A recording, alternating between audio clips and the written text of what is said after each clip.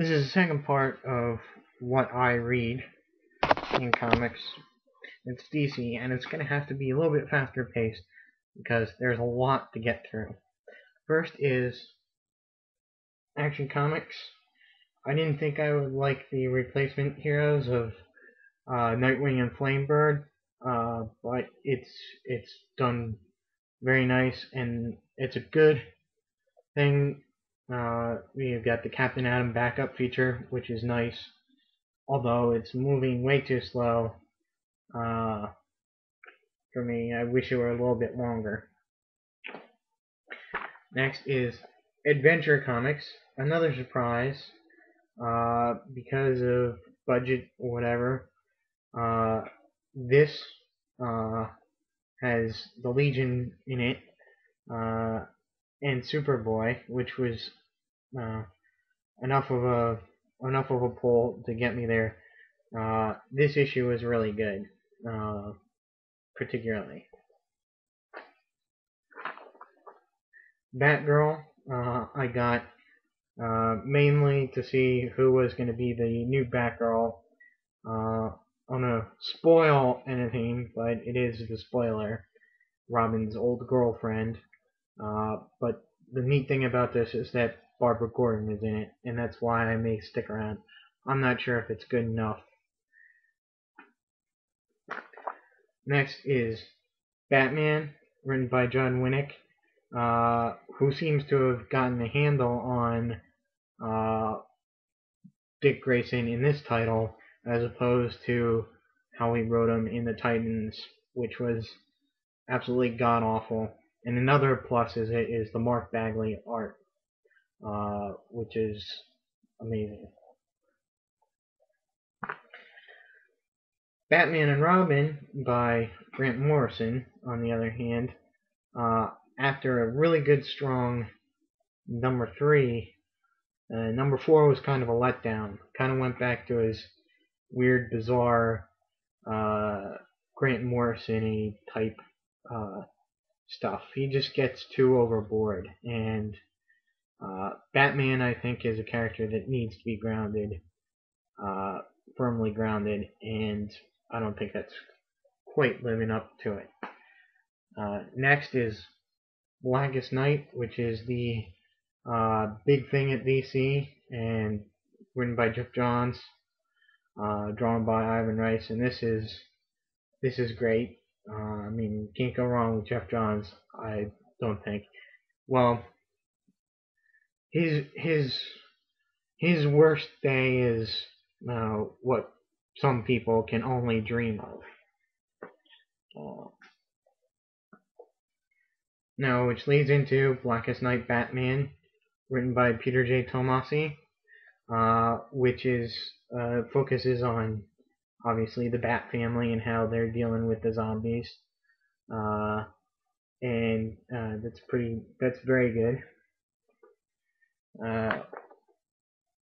Superman, Blackest Night Superman, again written by James Robinson, and again focusing on how the Super family is dealing with it. And Blackest Night Titans, which focuses on the Teen Titans and how they're dealing with all the dead coming back. Now this is written by J.T. Kroll.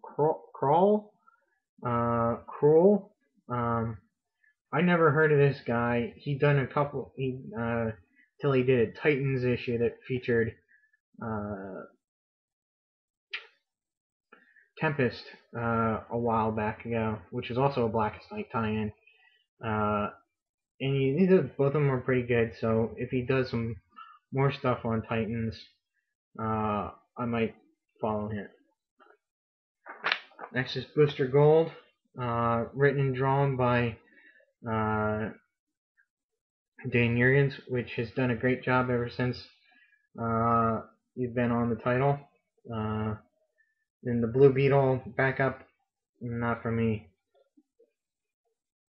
Next is Flash Rebirth by Jeff Johns, which would be strong and probably more impactful if I didn't know stuff that's happening already in Blackest Night. Then we move on to Green Lantern. Of course, Jeff Johns. It's basically, the same as Blackest Night. Great stuff. And then here we have, next we have Green Lantern Corps, which focuses on all the other lanterns. And it's Peter J. Tomasi. And he's done a really good job of getting the stories of the other lanterns, besides Hal, told. But unfortunately, there's just too much to cram into this little book. Next is Justice League: Cry for Justice, written by James Robinson, and it's an interesting team, and seeing as how a lot of these guys are sticking around for the Justice League proper, which I'll probably be picking that up, and this is interesting. Nice art too. The story is kind of slow. Next is Justice Society of America, written by Bill Willingham and William Sturgis. Now, this is it's plodding along, should I say? Not that stuff isn't happening in the issue. It's just taking a long time, and really, it's, again, after Jeff Johns, he's a hard act to follow. So there, but Justice Society has got some of my favorite DC characters in it, so I'll definitely be following it. Next is Secret Six. Again, a wonderful title, written by Gail Simone, who introduced the main cast of this in Villains United and has just done wonders with them since, no pun intended, and really giving us this sort of like a look at the shades of gray within the DC villains, and there again, the last couple of issues have been not as up to snuff, but I hope that'll turn around. Next is Supergirl, written by Sterling Gates. I'm going to do these quickly because they're all one and the same. Superman, written by James Robinson.